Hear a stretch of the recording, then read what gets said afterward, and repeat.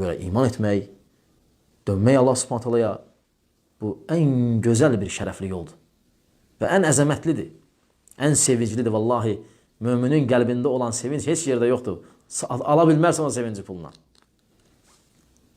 Allah Subhanahu taalanın müminin qəlbinə saldığı sükunəti ala bilmərsən. Çünki o Rabbanidir, o elə o qəlbin sahibinin ona verdiyidir. O qəlb o cür sakit olar. Ələ bi zikrillahi tatmainnul qulub. Qəlblər Allahı zikr eləməklə, xatırlamaqla rahatlıq tapmazmı? Vəllezina amanu və tatmainnu qulubuhum bi zikrillah. İman edənlərin qəlbləri Allahın zikri ilə rahatlaşar. Ələ bi zikrillahi tatmainnul qulub. Qəlblər Allahı zikr eləməklə rahatlanmır. Nə ilə rahatlanır? İçki ilə mi rahatlanır?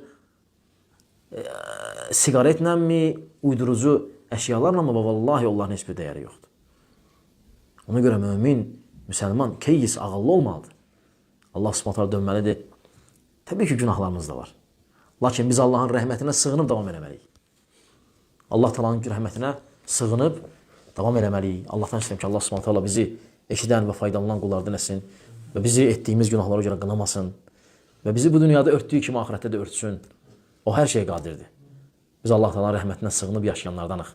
Allahın rəhmətindən qaçıb təkəbbürlü edənlərdən olmaq istəmirik. Demirəm deyilik, çünki böyük söz olar. Amma çalışırıq ki, o cür olmayaq. Qaçaq o sifətlərdən, qaçaq o məqamlardan, o yerlərdən, o adamlardan. O adamlar ki, ibadət əhlidə olan yanılaq.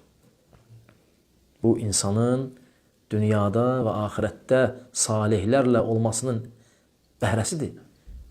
Salihlər cənnətdə oturacaqlar və qardaşların yada salacaqlar. Ey Rəbbim, filan kəslər vardı, bizlə namaz qıldı. Onlar axı yoxdur bizim məclisdə. Biz bir zaman bir məclisdə dünyadakın oturardıq. Allah Taala deyəcək ki, gedin onları da çıxardı. Gətirin yanımıza. Bu salih dostun nümunəsidir. Pis dost neyəcək? Barmağını dişləyəcək. Deyəcək, kaş ki, mən filan kəsinə oturmazdım. O gün dostlar düşman olacaq. Səbəb? Xeyri aparmayıb. Ancaq təqva əhlindən başqa. Həmçinin dünyada olan xeyirlərindən ən əzəmətlisi Ədəb-ül Mufradda Buxarinin rivayət elədiyi hədisdir. O hədis ki, Peyğəmbər sallallahu aleyhi ve sellem fəcr namazında girir məscidə. Sahabələr də gözləyirlər Allah Rasuluna. Girir ki, bu gecə Allah hamımızı bağışlayıb. Sahabələr təəccüblə deyirlər, ey Allah Rasulü, bizlərdən heç birimiz bugün gecə namaz qılmadıq. Və Allahdan bağışlanma istəmədik. Peyğəmbər sallallahu aleyhi ve sellem gör nə deyir? Gör İslamın əzəmətinə bax, deyir, sən durmamışdın. Amma bir qardaş var idi, o durmuşdu. Dedi ki, Allahım, qardaşlarımızı bağışla. Siz də bağışlandınız orada.